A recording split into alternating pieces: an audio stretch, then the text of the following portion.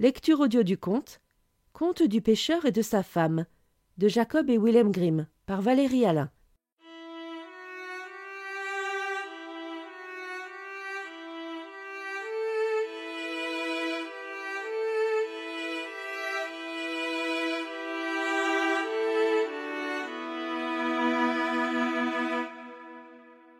Il était une fois un pêcheur et sa femme qui vivaient ensemble dans un pot de chambre juste au bord de la mer où le pêcheur allait pêcher tous les jours. Il pêchait et pêchait sans s'arrêter. C'est ainsi qu'il était assis un jour occupé à pêcher et il ne quittait pas des yeux l'eau scintillante. Il la regardait encore et encore. Sa ligne fut entraînée au fond de l'eau, très profondément, et quand il l'en sortit, il remonta un grand turbot. Le turbot lui dit « Écoute, pêcheur, laisse-moi la vie sauve. Je ne suis pas un vrai turbot, je suis un prince ensorcelé. À quoi cela te servira-t-il de me tuer? Je ne serai même pas vraiment à ton goût. Remets-moi à l'eau et laisse-moi nager. » Bon, répondit l'homme, tu n'as pas besoin de faire d'aussi longs discours.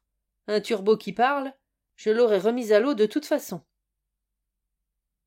Sur ces mots, il le remit dans l'eau scintillante, et le turbot descendit au fond, laissant derrière lui une longue traînée de sang. Le pêcheur se leva et alla retrouver sa femme dans son pot de chambre. « Homme, lui dit sa femme, n'as-tu rien pris ?»«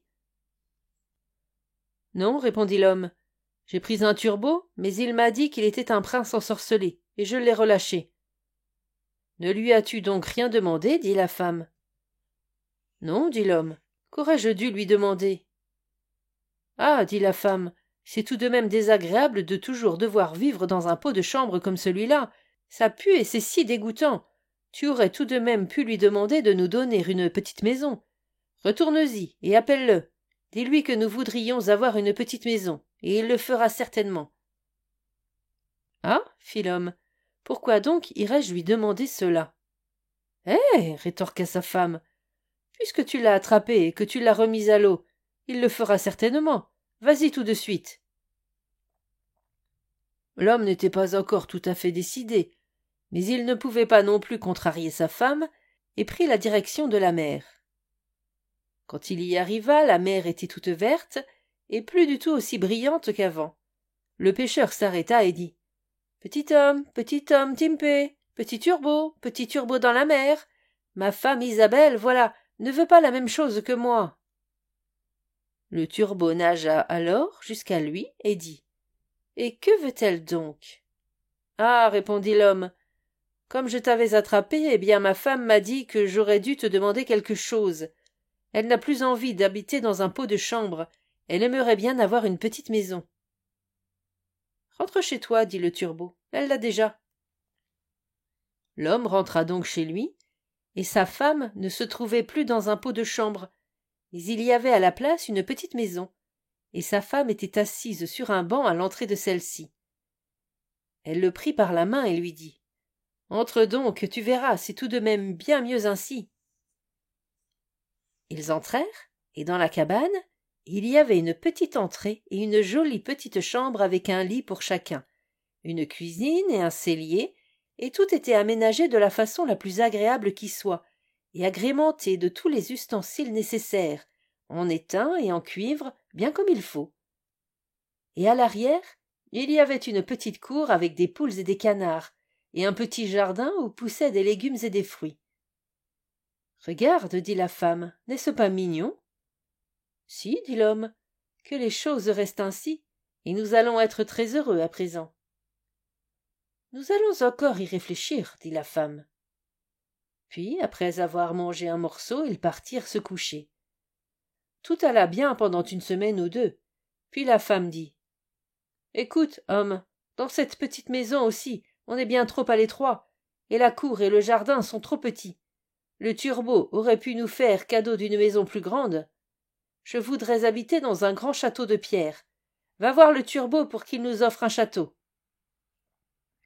Ah, femme, répondit l'homme, notre petite maison, c'est déjà bien assez. Pourquoi voudrions-nous habiter dans un château ? » ?»« Taratata, vas-y donc, le turbot peut bien faire cela, dit la femme. « Non, femme, dit l'homme. Le Turbo nous a donné la petite maison, et je n'ai pas envie d'aller l'appeler et le déranger sans cesse. Vas-y donc, dit la femme. Il en est tout à fait capable, et il le fera volontiers. Vas-y. L'homme avait le cœur gros. Il ne voulait pas y aller. Il se dit en lui-même. Ce n'est pas bien. Mais il y alla tout de même. Quand il arriva au bord de la mer, l'eau était d'un bleu sombre et violacé, grise et opaque. Elle n'était plus du tout verte et jaune, mais elle était encore calme. Le pêcheur s'arrêta et dit « Petit homme, Timpé, petit turbo dans la mer. Ma femme Isabelle, voilà, ne veut pas la même chose que moi. » « Et que veut-elle donc ?» dit le turbo. « Ah, répondit l'homme, un peu chagriné, elle veut habiter dans un grand château de pierre. »« Vas-y, dit le turbo, elle est devant la porte du château. » L'homme repartit, pensant rentrer chez lui, mais quand il arriva, il y avait là-bas un grand palais de pierre, et sa femme se tenait justement sur les marches et s'apprêtait à y entrer. Elle le prit alors par la main et dit « Entrons. » Il entra donc avec elle, et dans le château, il y avait une grande salle avec un sol de marbre, et il y avait là tant de domestiques qui ouvraient les grandes portes. Les murs étaient tout brillants et recouverts de belles tapisseries. Dans les salles, il y avait des quantités de chaises et de tables en or, des lustres de cristal étaient accrochés au plafond, il y avait des tapis dans toutes les pièces. Quant aux tables, elles croulaient sous les mets et les vins les plus délicats. Derrière le château, il y avait aussi une grande cour avec une écurie et une étable, des carrosses, et tout était pour le mieux, et il y avait là aussi un grand et magnifique jardin avec les plus belles fleurs et de délicats arbres fruitiers, et une forêt d'agréments d'une bonne demi-lieue de long, où il y avait des cerfs, des biches, des lièvres, et tout ce que l'on peut souhaiter. « Alors, dit la femme, n'est-ce pas beau ?»« Mais si, dit l'homme, que les choses restent ainsi. À présent, nous allons vivre dans ce beau château, et nous serons satisfaits. »« Nous allons encore y réfléchir, dit la femme. La nuit porte conseil. » Sur ces mots, ils partirent se coucher. Le lendemain matin, la femme se réveilla la première, alors que le jour venait tout juste de se lever, et vit, depuis son lit, les terres magnifiques qui s'offraient à ses yeux. Tandis que son mari s'étirait encore, et lui donna un coup de coude dans les côtes en disant « Homme, lève-toi et jette un coup d'œil par la fenêtre. Regarde, ne pourrions-nous pas devenir rois et régner sur tout ce pays? Va trouver le turbo, nous voulons être rois. »« Ah, femme, dit l'homme, pourquoi donc voudrions-nous être rois? Je n'ai pas envie d'être roi, moi. »« Bien, répondit la femme, si tu ne veux pas être roi, moi je veux être roi. Va trouver le turbo, je veux être roi. »« Ah, femme, pourquoi donc veux-tu être roi? Demanda l'homme. Je n'ai pas envie de lui demander cela. »« Et pourquoi donc ne le ferais-tu pas? Dit la femme. Vas-y immédiatement, il faut absolument que je sois roi. » L'homme alla donc trouver le turbo, et il était tout chagriné que sa femme veuille devenir roi. « Ce n'est pas bien, ce n'est pas bien, » se disait l'homme. Il ne voulait pas y aller, mais il y alla tout de même. Lorsqu'il arriva au bord de la mer, celle-ci était tout entière d'un gris noir, et l'eau se soulevait et émettait une forte odeur de pourriture. Le pêcheur s'arrêta et dit « Petit homme, Timpé, petit turbo dans la mer. Ma femme Isabelle, voilà, ne veut pas la même chose que moi. »« Et que veut-elle donc ?» dit le turbo. « Ah, répondit l'homme, elle veut être roi. »« Rentre chez toi, dit le turbo, elle l'est déjà. » L'homme rentra chez lui, et quand il arriva près du palais, celui-ci était devenu bien plus grand, avec un grand portail orné de décorations somptueuses. La garde se tenait devant la porte, et il y avait là beaucoup de soldats, de timbales et de trompettes. Et quand il entra dans le palais, ce n'était partout que marbre pur et or, couverture de velours et grands coffres remplis d'or. Les portes de la grande salle s'ouvrirent alors, Toute la cour s'y trouvait, et sa femme était assise sur un haut trône fait d'or et de diamants. Elle avait une grande couronne d'or sur sa tête, et tenait à la main un sceptre d'or et de pierres précieuses, et de part et d'autre du trône, 6 jeunes filles se tenaient alignées, chacune mesurant une tête de moins que sa voisine. Le pêcheur s'arrêta et dit « Eh bien, femme, es-tu roi à présent ?» « Oui, dit la femme, je suis roi. » Il resta là, debout, à la regarder, et quand il l'eut regardée ainsi pendant un moment, il dit « Ah, femme, comme c'est beau quand tu es roi. À présent, nous n'avons rien de plus à souhaiter. »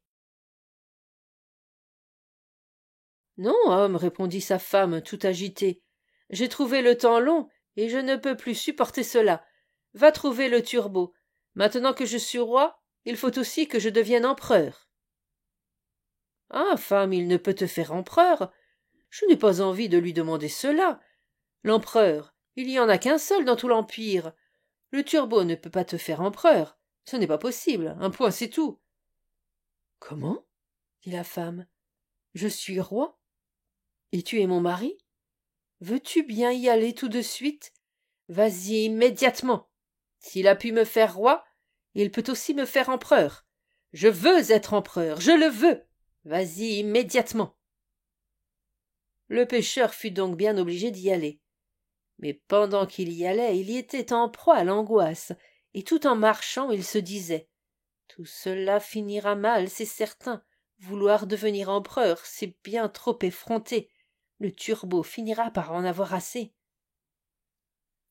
Sur ce, il arriva au bord de la mer, et celle-ci était encore toute noire et opaque, et elle se mit à bouillonner depuis ses profondeurs, si bien que des bulles venaient éclater à la surface, et il soufflait un vent tel que des vagues se soulevaient. L'homme se mit à avoir peur. Il s'arrêta et dit « Petit homme, Timpé, Timpété, petit turbo dans la mer. Ma femme Isabelle, voilà, ne veut pas la même chose que moi. » « Et que veut-elle donc ?» dit le turbo. « Ah, répondit l'homme, elle veut être empereur. »« Rentre chez toi, dit le turbo, elle l'est déjà. » L'homme rentra chez lui. Et quand il arriva, le château tout entier était fait de marbre poli, avec des statues d'albâtre et des ornements d'or. Des soldats défilaient devant le portail, soufflant dans des trompettes et frappant dans des timbales et des tambours. À l'intérieur, les barons, les comtes et les ducs faisaient office de domestiques. Ils lui ouvrirent les portes, qui étaient faites d'or pur, et quand il entra, sa femme était assise sur un trône sculpté dans un seul morceau d'or et qui faisait bien 2 lieues de haut. Elle portait sur sa tête une grande couronne d'or qui mesurait bien 3 aunes, sertie de pierres précieuses et d'escarboucles. Dans une main elle tenait le sceptre et dans l'autre le globe impérial, et de part et d'autre se tenaient les gardes du corps. Alignés sur 2 rangées, l'un toujours un peu plus petit que son voisin, depuis le plus grand de tous, qui était un géant, haut de 2 lieues, jusqu'au plus petit, un nain qui n'était pas plus grand que mon petit doigt. Et devant elle se tenaient quantité de comtes et de princes. L'homme se plaça alors entre elle et eux. Puis il lui dit « Femme, es-tu empereur maintenant ?»« Oui, dit-elle, je suis empereur. » Il prit place pour la regarder et l'observa bien attentivement. Et quand il l'eut regardée ainsi pendant un moment, il dit « Ah, femme, comme c'est beau quand tu es empereur. »« Homme, dit-elle, qu'as-tu à rester là ainsi? Maintenant que je suis empereur, je veux aussi devenir pape. Va trouver le turbot. »« Ah, femme, répondit l'homme, que demandes-tu là? Tu ne peux devenir pape. Il n'y a qu'un seul pape dans toute la chrétienté. Il ne pourra pas faire cela. »« Homme, rétorqua-t-elle, je veux être pape. Vas-y immédiatement, il faut que je sois pape, aujourd'hui même. »« Non, femme, dit-il, je n'ai pas envie de lui demander cela. Cela va mal finir, c'est trop, le turbot ne peut te faire pape. » Homme, cesse tes bêtises, dit la femme. S'il a pu me faire empereur, il peut aussi me faire pape. Vas-y immédiatement, je suis empereur et toi tu es mon mari. Veux-tu bien y aller? Le pêcheur prit peur et se remit en route, mais il se sentait défaillir, et il était tout tremblant, et ses genoux et ses mollets se dérobaient sous lui. Un vent violent se mit à souffler sur la plaine, les nuages filaient dans le ciel, si bien que, le soir approchant, il se mit à faire très sombre. Les feuilles des arbres étaient arrachées, l'eau était agitée, et faisait des remous comme si elle bouillait et déferlait sur le rivage. De loin il voyait les bateaux qui envoyaient des signaux de détresse et qui dansaient et sautaient sur les vagues. Cependant, au milieu du ciel, il y avait encore un petit coin de bleu, alors que les bords étaient très rougeoyants, comme par temps de grand orage. Saisi d'angoisse, il s'arrêta alors, tout peureux, et dit « Petit turbo, timpete, petit turbo dans la mer, ma femme Isabelle, voilà, ne veut pas la même chose que moi. » « Et que veut-elle donc ?» dit le turbo. « Ah, turbo, répondit l'homme, elle veut être pape. »« Rentre chez toi, dit le turbo, elle est déjà. » Le pêcheur repartit, et quand il arriva, il y avait là une grande église entourée d'une quantité de palais. Il se fraya un passage à travers la foule. À l'intérieur, tout était éclairé par des milliers et des milliers de bougies, et sa femme était toute habillée d'or, et elle était assise sur un trône encore bien plus haut, et elle portait sur sa tête 3 grandes couronnes d'or. Il y avait autour d'elle une foule de gens du clergé, et de part et d'autre, il y avait 2 rangées de bougies, de la plus grande qui était aussi grosse que la plus grande tour qui soit, jusqu'à la plus petite de cuisine, et tous les empereurs et les rois se mettaient à genoux devant elle et embrassaient son soulier. « Femme, dit l'homme en la regardant bien, es-tu pape à présent? »« Oui, répondit-elle, je suis pape. » Il alla se placer de façon à pouvoir bien la regarder, et c'était comme s'il regardait le soleil en face. Quand il l'eut regardé ainsi pendant un moment, il dit « Ah, femme, que c'est beau quand tu es pape !» Mais elle, de son côté, elle était assise, raide comme un piquet, et ne bougeant pas d'un pouce. Il lui dit alors « Femme, sois donc satisfaite, maintenant que tu es pape, tu ne peux rien devenir de plus. »« Je vais y réfléchir, répondit la femme. Sur ce, ils partirent se coucher tous les 2, mais elle n'était pas satisfaite, et son avidité l'empêcha de trouver le sommeil, tant elle se demandait ce qu'elle pouvait encore devenir d'autre.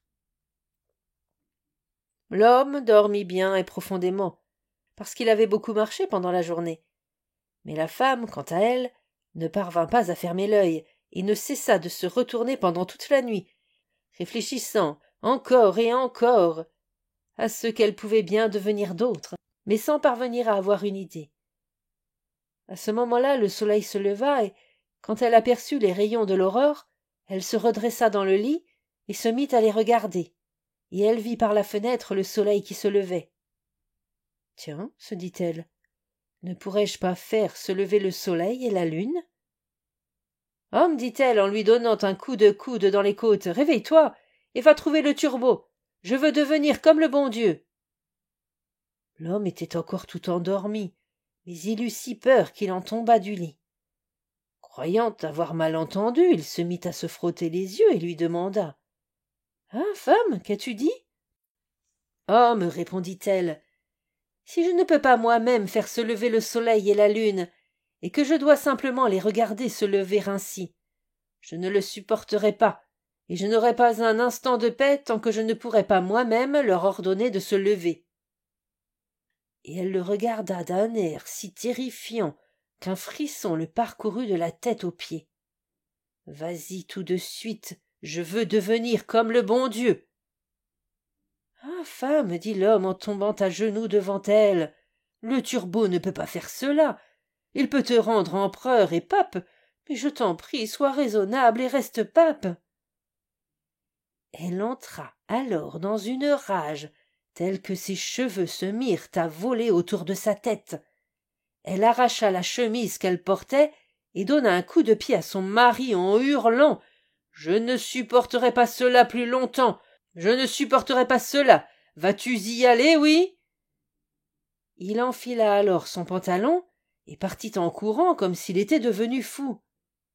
Dehors cependant la tempête faisait rage, si bien que c'est à peine s'il pouvait tenir debout. Les maisons et les arbres s'envolaient, les montagnes tremblaient, et les morceaux de rochers tombaient dans la mer. Le ciel était d'un noir de charbon, le tonnerre grondait, et les éclairs fendaient la nuit. Et dans la mer se soulevaient des vagues hautes comme des clochers et des montagnes, et tout avait en haut une crête d'écume blanche. Le pêcheur se mit alors à crier, et il n'entendait même pas ses propres paroles. « Petit homme, Timpété, petit turbo dans la mer, ma femme Isabelle, voilà, ne veut pas la même chose que moi. » « Et que veut-elle donc ?» dit le turbo. « Ah, répondit l'homme, elle veut être comme le bon Dieu. »« Rentre chez toi, dit le turbo. Elle est de nouveau dans le pot de chambre. » Et ils y sont encore, jusqu'au jour d'aujourd'hui.